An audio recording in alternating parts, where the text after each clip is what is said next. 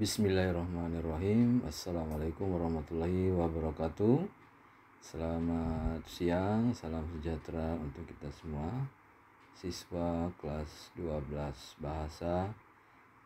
Pada kesempatan kali ini Pak Edi akan menyampaikan materi tentang teks seminar dan diskusi panel. Baik, kompetensi dasarnya 3.1 yaitu merumuskan berbagai pendapat dalam kegiatan seminar dan atau diskusi panel tentang ilmu pengetahuan, teknologi, seni, budaya, dan humaniora. Kemudian kompetensi dasar 4.1 mempresentasikan makalah rumusan berbagai pendapat tentang ilmu pengetahuan, teknologi, seni, budaya, dan humaniora dalam seminar dan atau diskusi. Selanjutnya kita lihat pengertian seminar. Seminar merupakan suatu pertemuan atau persidangan untuk membahas suatu masalah di bawah pimpinan ketua sidang atau guru besar atau seorang ahli. Pertemuan atau persidangan dalam seminar biasanya menampilkan satu atau beberapa pembicaraan dengan makalah atau kertas kerja masing-masing. Seminar biasanya diadakan untuk membahas suatu masalah secara ilmiah. Kemudian bagaimana menyelenggarakan sebuah seminar? Dalam menyelenggarakan seminar kelas, kita terlebih dahulu harus menyusun organisasi pelaksananya. Seorang yang ditugasi sebagai pembahas khusus makalah yang disajikan. Kemudian yang lain ditugasi sebagai moderator, guru sebagai narasumber, dan 1 atau 2 orang bertugas sebagai notulis yang bertugas menyusun laporan.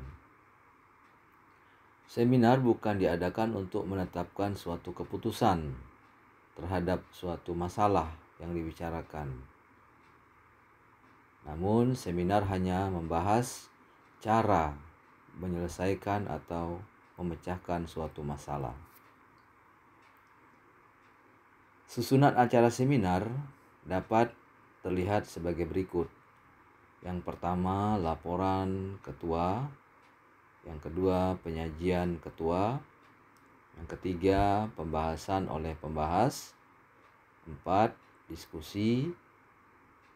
Yang kelima, penyimpulan. Dan keenam, penutup.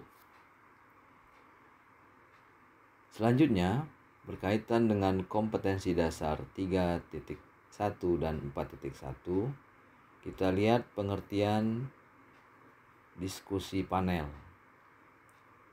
Diskusi panel adalah bentuk umum yang dilakukan oleh sekelompok orang yang disebut panelis yang membahas suatu topik yang menjadi perhatian umum dan dilaksanakan di hadapan halayak atau penonton lewat tayangan televisi atau pendengar lewat siaran radio.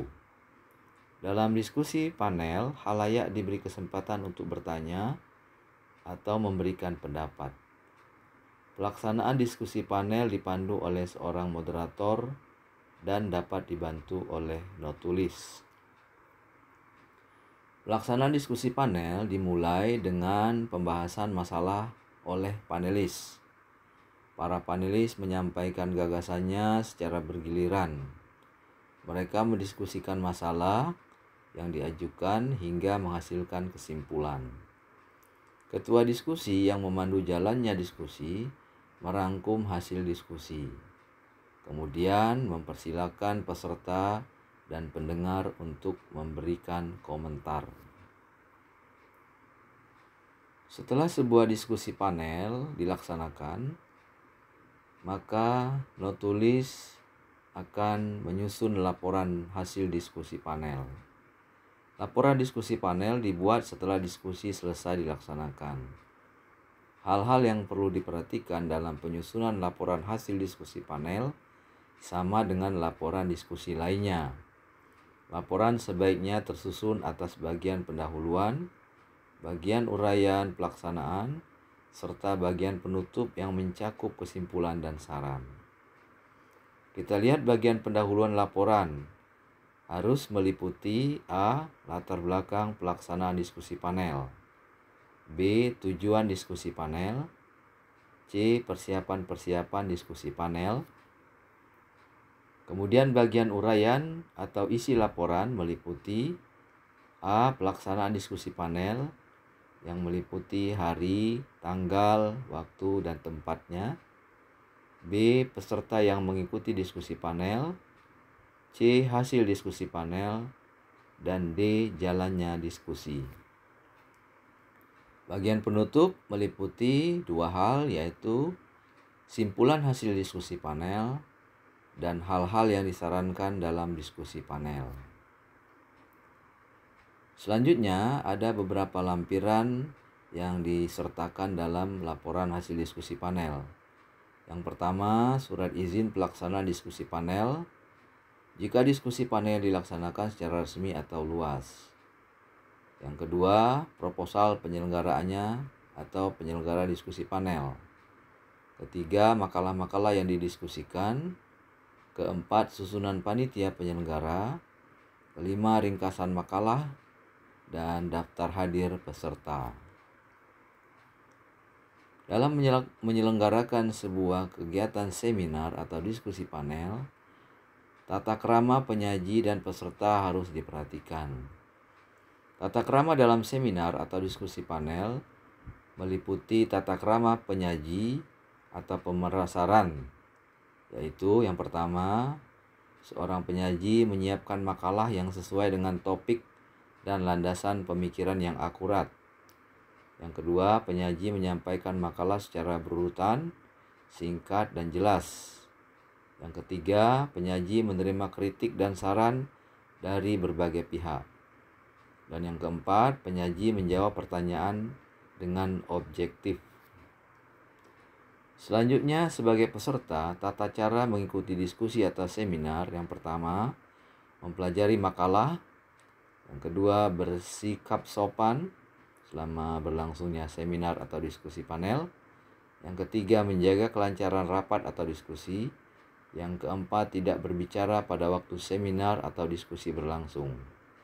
Kelima, apabila materi yang disampaikan belum selesai, hendaknya jangan ada yang bertanya. Bila ingin bertanya, ada waktunya, yaitu sesi pertanyaan.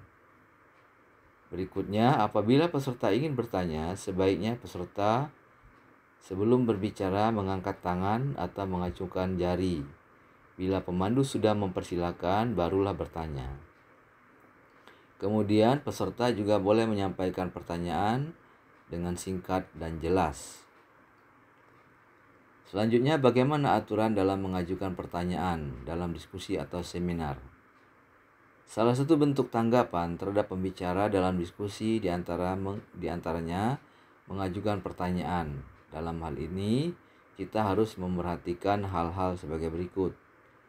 Yang pertama, pertanyaan diajukan dengan jelas dan mengenai sasaran. Jangan berbelit-belit. Kedua, pertanyaan diajukan dengan sopan. Hindari pertanyaan dalam bentuk perintah atau permintaan. Dan usahakan supaya pertanyaan tidak ditafsirkan sebagai bantahan atau debat. Selanjutnya, kita juga bisa memberi kritik dan dukungan dalam sebuah seminar atau diskusi panel. Memberikan tanggapan terhadap suatu pendapat berarti memberikan persetujuan atau ketidaksetujuan kita terhadap pendapat itu. Dalam menyatakan persetujuan atau pendapat pembicara, kita harus memperkuatnya dengan menambah bukti atau keterangan. Dalam menyampaikan persetujuan, usahakan agar komentar yang diberikan tidak berlebihan. Berikan pula alasan yang masuk akal, kemudian kemukakan pendapat sendiri dengan alasan yang meyakinkan. Selanjutnya, dalam menyampaikan gagasan, ketika diskusi berlangsung atau seminar berlangsung, kita dapat menyatakan pertukaran pikiran, gagasan atau pendapat antara dua orang atau lebih secara lisan untuk mencari kesatuan pikiran. Gagasan merupakan pemikiran mengenai sesuatu sebagai pokok atau tumpuan untuk pemikiran selanjutnya. Menyampaikan gagasan berarti menyampaikan pemikiran atau ide kepada orang lain. Gagasan dapat diperoleh dari hasil pengamatan lapangan, penelitian, dan hasil kajian. Gagasan yang disampaikan seorang dapat memancing tanggapan atau pertanyaan. Diskusi merupakan suatu pembicaraan untuk memecahkan suatu masalah yang dilakukan secara bersama-sama atas dasar pertimbangan intelektual. Asas yang mendasari kegiatan diskusi adalah asas berpikir dan bersama. Selanjutnya, mengemukakan gagasan secara jelas dan mudah diikuti. Mengemukakan gagasan secara jelas memerlukan atau perlu memiliki efektivitas berpikir. Kita harus menggunakan inti atau fokus kalimat yang sama. Jika kita ingin menggabungkan dua atau lebih kalimat atau klausa menjadi satu kalimat majemuk setara atau satu kalimat majemuk bertingkat, maka kita harus memerhatikan fokus dalam penggabungan tersebut, lebih-lebih pada kalimat majemuk bertingkat. Demikianlah materi pembelajaran yang dapat dipelajari pada kesempatan kali ini. Tetap semangat belajar dan sehat selalu. Terima kasih.